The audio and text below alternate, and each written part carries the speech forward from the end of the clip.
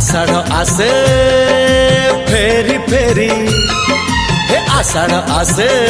हे फेरी फेरी साधब आसुचिल सिंदूर बोईत धरी चोरी चोरी चोरी चोरी चोरी चोरी चोरी चोरी चोरी चोरी चोरी चोरी चोरी चोरी चोरी चोरी